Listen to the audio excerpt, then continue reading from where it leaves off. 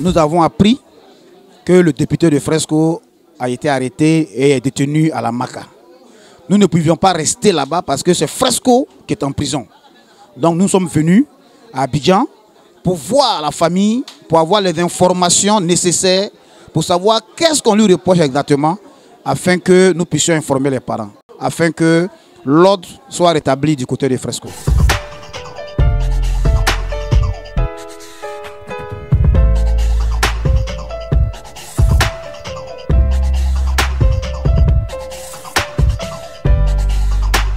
En toute objectivité, Alain est un prisonnier politique. Le véritable motif de l'emprisonnement d'Alain Loboyan, c'est sa démission du RDR. Sinon, comment comprendre qu'en Côte d'Ivoire, le délit d'étude existe?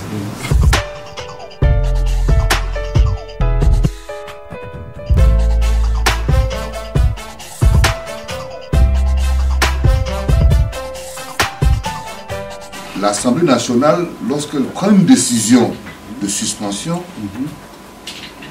la question qui se pose, c'est de savoir si cette décision de suspension s'impose au pouvoir judiciaire ou si le pouvoir judiciaire a une discrétion d'application.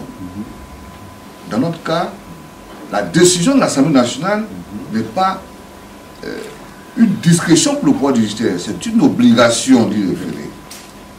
Parce que le député a quand même bénéficié de certains privilèges. Et puis la mise sous mandat de dépôt s'explique par des risques de fuite ou bien d'évasion. Ce que le député ne peut pas faire puisqu'il représente la nation ivoirienne. Donc sur ce point, il y a une illégalité manifeste. Ajoutez à cela la loi de 2005 qui prévoit une protection des anciens membres du gouvernement et qu'à l'occasion d'une poursuite contre un membre du gouvernement, il y a une procédure, il y a des préalables. Et ces préalables-là sont également imposés au pouvoir judiciaire. Je veux dire que ce qu'on appelle chez nous, ce sont des préalables qui sont d'ordre public. On ne peut pas aller au-delà de ce que ces tests-là disent.